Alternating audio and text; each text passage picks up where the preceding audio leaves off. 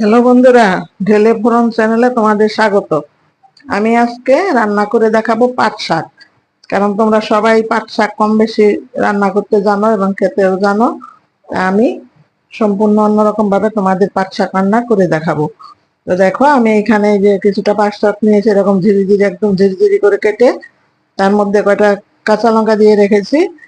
আর তার মধ্যে দিয়ে দেব কিছুটা পরিমাণ পেঁয়াজ কুচি দিয়ে এটা আমি তেল ছাড়া কড়াইতে দিয়ে দেব।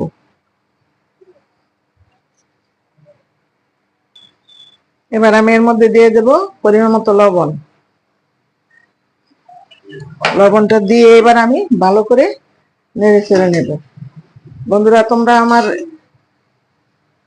এই রেসিপিটা যদি তোমাদের ভালো লাগে, আমার চ্যানেলটা সাবস্ক্রাইব করে আমার পাশে থেকো, আর পাশে থাকা বেল আইকনে ক্লিক করে দিও এরকম সুন্দর সুন্দর রেসিপি পাওয়ার জন্য। আর লাইক কমেন্ট করে দিও, আর বেশি ভালো লাগলে বন্ধুদের মধ্যে শেয়ার করে দিও। আর প্রথম থেকে লাস্ট অব্দি ভিডিওটা টেনে টেনে না দেখে ফুল ভিডিওটা দেখো। এইভাবে শাক রান্না করলে একটার সাথে একটা জড়িয়েও যাবে না, আর লোদ লোদ হবে না, একদম ঝরঝরে শাক হবে। আর খেতে তো খুবই ভালো লাগে এইভাবে শাক রান্না করলে।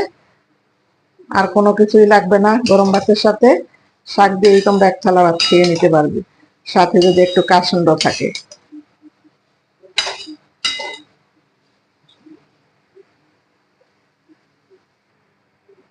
দেখো শাকগুলো কতটা ঝরঝরে হয়েছে। দেখো, একটার সাথে কিন্তু একটা লেগে নেই। আর শাক তোমরা বাজার থেকে এনে মিনিমাম 10 মিনিট আগে ধুয়ে ঝরিয়ে রাখবে, তারপরে বেছে নেবে। সম্পূর্ণ জলটা যখন ঝরে যাবে তখন শাকটা এরকম কুচিয়ে কেটে নেবে, তাহলে আর লোদ লোদ হবে না পাট শাক। আর এইদিকে দেখো, আমি বড় বড় 2টা পেঁয়াজ কেটে নিয়েছি। কিছুটা আমি শাকের মধ্যে দিয়ে দিয়েছি, বাকিটা আমি পরে দেখাচ্ছি কি করব।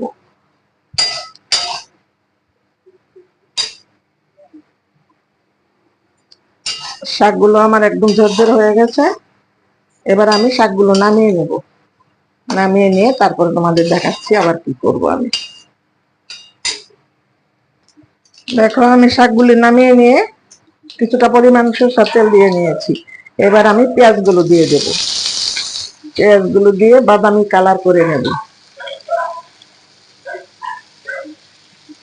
আর তোমরা যদি মনে করো কাঁচা লঙ্কা দিবে না, শুকনো লঙ্কা ভেজে খাবে, সেটাও খেতে পারো, আবার কাঁচা লঙ্কা দিয়েও খেতে পারো।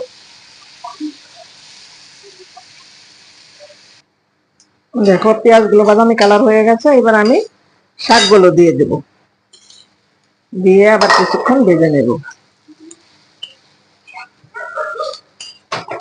তো বন্ধুরা, তোমাদের যদি আমার আজকের এই শাক ভাজা রেসিপি ভালো লাগে, কমেন্টসের মাধ্যমে জানিয়ে দিও।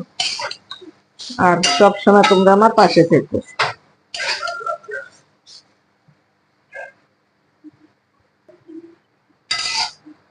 দেখো, একদম ঝরঝরে শাক ভাজি আমার রেডি।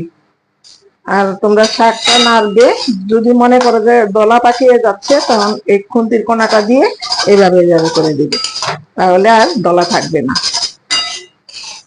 তো বন্ধুরা, তোমরা সবাই ভালো থাকবে, সুস্থ থাকবে। দেখা হয় আবার অন্য কোনো রেসিপিতে। ধন্যবাদ।